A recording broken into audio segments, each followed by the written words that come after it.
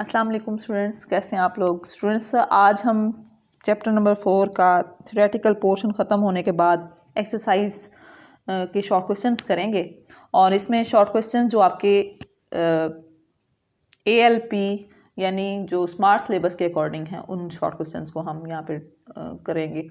और उसमें first short question की स्टेटमेंट है स्टूडेंट्स, वो आप स्टेटमेंट के लिए अपने पास टेक्स्ट बुक्स रखिएगा ताकि आपको कोई मुश्किल का सामना ना करना पड़े।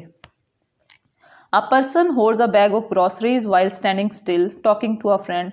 एक आदमी जो अपने हाथ में ग्रॉसरीज का बैग लेके खड़ा हुआ है, अपने दोस्त से बात कर रहा है लेकिन साकिन खड़ा हुआ है। A car is stationary with its engine running. और एक कार जो कि साकिन खड़ी हुई है लेकिन उसका इंजन चल रहा है। From the standpoint of work how are these two situation similar. तो वर्क के लिहाज से ये सिचुएशन एक दूसरे से कैसे मिलती जुलती हैं। तो स्टूडेंट्स याद रखें, दोनों केसेस में वर्क जो है वो ज़ीरो होगा। क्यों ज़ीरो होगा स्टूडेंट्स? जब एक आदमी खड़ा हुआ है बिल्कुल स्टिल, यानी कोई डिस्प्लेसमेंट कवर नहीं कर रहा। तो स्टूडेंट्स, फर्स्ट जो आदमी की मैंने स्टेटमेंट पढ़ी है उसने डिस्प्लेसमेंट कवर नहीं किया। तो डिस्प्लेसमेंट जब कवर नहीं किया तो आपको पता है वर्क का फार्मूला क्या होता है, फोर्स मल्टीप्लाई बाय डिस्प्लेसमेंट। ऐसे ही है ना। तो या फिर आप FD कॉज ऑफ थीटा भी कह सकते हैं जब आपको एंगल का पता बिल्कुल साकिन खड़ा हुआ है। उसके बाद स्टूडेंट्स दूसरा जो केस बताया है कि एक कार जो कि स्टेशनरी है यानी रेस्ट पर है। तो जब रेस्ट पर है इसका मतलब है वो भी डिस्प्लेसमेंट कवर नहीं कर रही। तो डिस्प्लेसमेंट ज़ीरो है, हालांकि उसका इंजन जो है वो चल रहा है, यानी स्टार्ट किया हुआ है गाड़ी को लेकिन गाड़ी खुद मूव नहीं कर रही। तो उस केस में फिर से स्टूडेंट्स आपके पास वर्क का फार्मूला आ जाएगा FD कॉज ऑफ थीटा।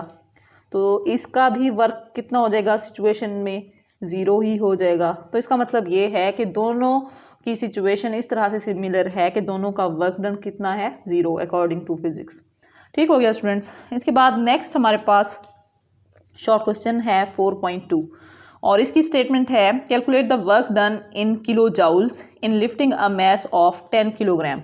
और मैस आपको स्टूडेंट्स यहाँ पे कितना दे दिया गया है, मैस दिया हुआ है जी 10 किलोग्राम्स।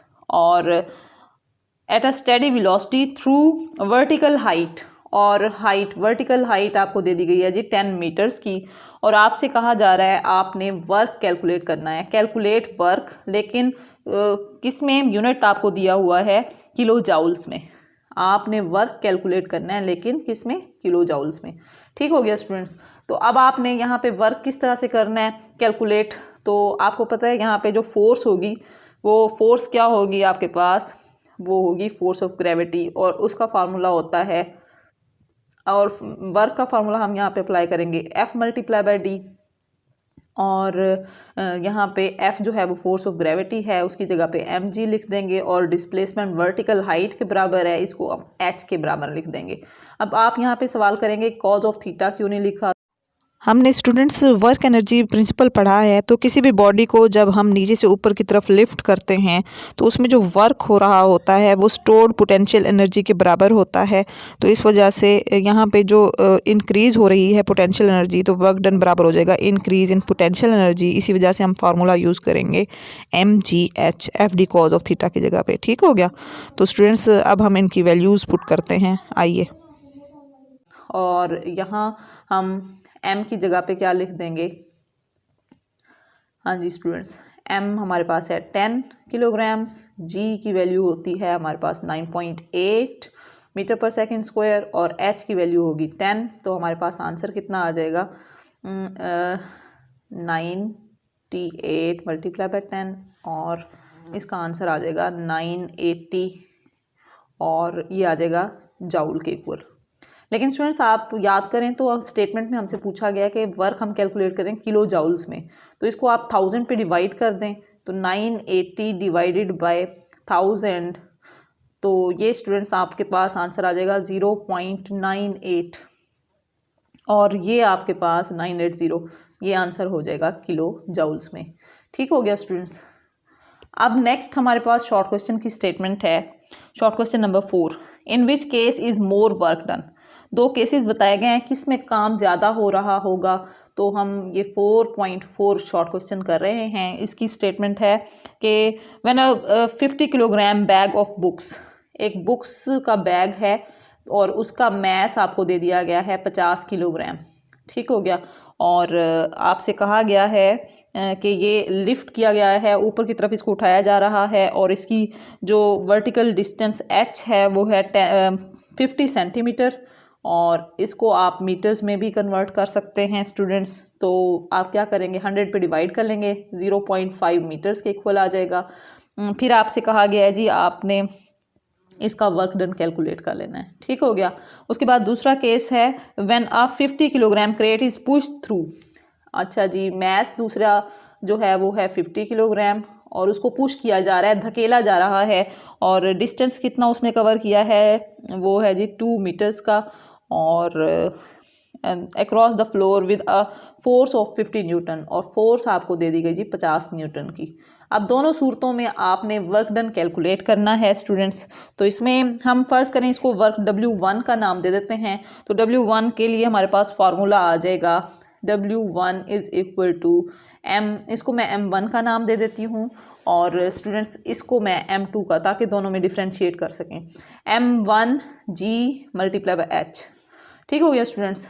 और क्योंकि हम एक बॉडी को नीचे से ऊपर की तरफ उठा के लेके जा रहे हैं ना, तो उसमें वर्क डन जो है वो स्टोर हो जाएगा पोटेंशियल एनर्जी के तौर पे, या पोटेंशियल एनर्जी यहाँ पे जो स्टोर हो रही है वो mgh के बराबर होगी। तो m हमारे पास है 50, g है 9.8 और h कितना है स्टूडेंट्स 0.5। तो आंसर हमारे पास जो है वो आ जाएगा 245 जाउल्स के इक्वल। आप कैलकुलेट करके देख लीजिएगा। ये हो गया जी W1। अब उसके बाद W2 है स्टूडेंट्स, इसके लिए आपने सिंपल वर्क W2 फाइंड करना है और उसके लिए फोर्स डिस्प्लेसमेंट का फॉर्मूला लगाएंगे, फोर्स मल्टीप्लाई बाय डिस्प्लेसमेंट, और ये आपके पास आ जाएगा 50, फोर्स 50 न्यूटन है और डिस्प्लेसमेंट कितना है 2 मीटर्स। तो आंसर आपके पास 100 जाउल वर्क के इक्वल आ जाएगा।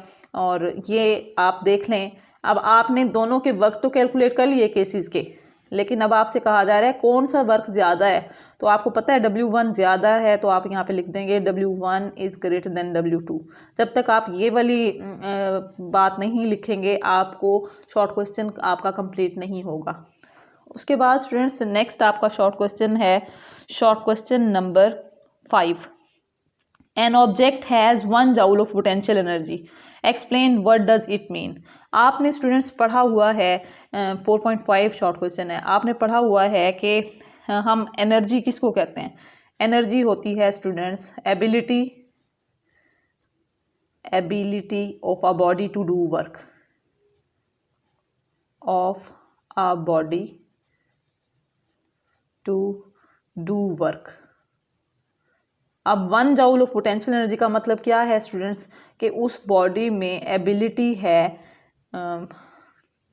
वर्क करने की, और वो कितनी है 1 जाउल वर्क करने की एबिलिटी है। तो इसका मतलब ये है स्टूडेंट्स कि हम यूँ भी कह सकते हैं कि जब किसी भी बॉडी में 1 जाउल वर्क करने की एबिलिटी हो तो उसकी जो पोटेंशियल एनर्जी होगी उसको हम नाम देते हैं 1 जाउल का। ठीक हो गया students. Body has ability to do work of 1 joule. ठीक हो गया स्टूडेंट्स, ये हमारे पास इसकी स्टेटमेंट बन जाएगी। नेक्स्ट शॉर्ट क्वेश्चन देखते हैं। नेक्स्ट शॉर्ट क्वेश्चन है स्टूडेंट्स शॉर्ट क्वेश्चन नंबर 4.7। अब इसकी स्टेटमेंट क्या है कि व्हेन अ रॉकेट री इंटर्स द एटमॉस्फेयर। आपको पता है रॉकेट जो है वो मूव करता हुआ जा रहा होता है एटमॉस्फेयर में, किसी भी एटमॉस्फेयर में, its nose cone becomes very hot. तो उसकी नोज कोन जो है वो गर्म हो जाती है। Where does this heat energy come from, वो क्यों गर्म हो जाती है, कहाँ से आई हीट एनर्जी।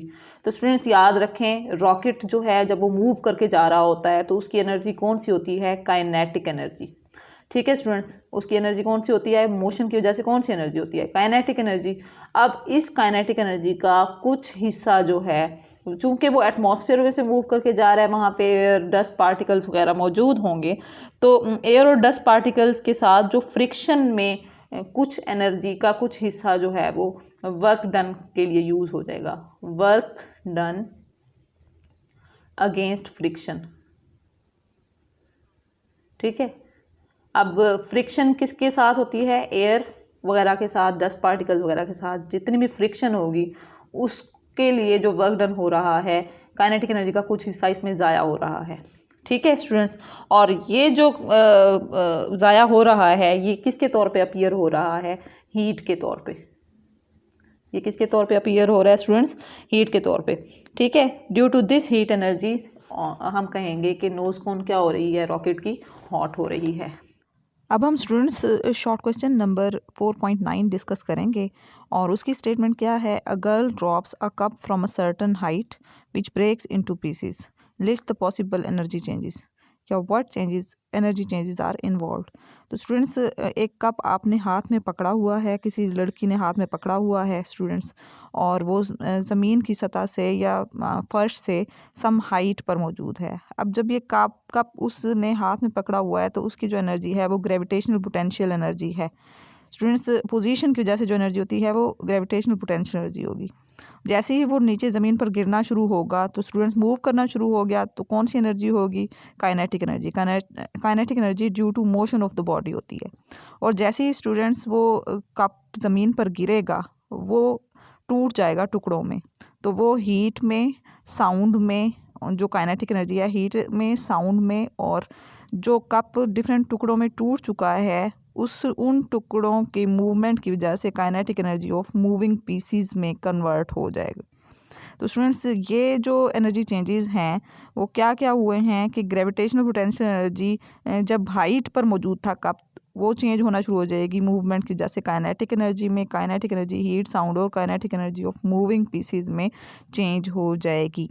तो स्टूडेंट्स ये तमाम एनर्जी चेंजेस इस प्रोसेस में इन्वॉल्व थे। अब हम 4.8 शॉर्ट क्वेश्चन डिस्कस करेंगे, हालांकि ये आपके स्मार्ट सिलेबस में नहीं है लेकिन ऑब्जेक्टिव में पूछा जा सकता है कि स्टूडेंट्स जो स्प्रिंग, कंप्रेस्ड स्प्रिंग होता है उसमें कौन सी एनर्जी होती है? तो स्टूडेंट्स स्प्रिंग में इलास्टिसिटी होती है तो इस वजह से इसकी एनर्जी होगी इलास्टिक पोटेंशियल एनर्जी। अब दूसरा है water in a high dam. तो स्टूडेंट्स डैम चूँकि ज़मीन की सतह से बहुत ऊंचा होता है और उसमें जो पानी होता है उसमें स्टोर्ड एनर्जी जो होती है वो ग्रेविटेशनल पोटेंशियल एनर्जी होगी। कौन सी एनर्जी होगी? Gravitational potential energy. और तीसरा आपसे पूछा गया है स्टूडेंट्स मूविंग कार मूव करती हुई जा रही है। अब स्टूडेंट्स कौन सी एनर्जी होती है मोशन की वजह से? Kinetic energy. इस वजह से मूविंग कार की जो स्टूडेंट्स एनर्जी होगी वो कौन सी होगी? Kinetic energy. ये आपसे ऑब्जेक्टिव में पूछा जा सकता है। लेक्चर में हम डिस्कस करेंगे शॉर्ट क्वेश्चंस के बाद न्यूमेरिकल प्रॉब्लम्स इसी चैप्टर 4 के। तब तक के लिए अल्लाह हाफिज़।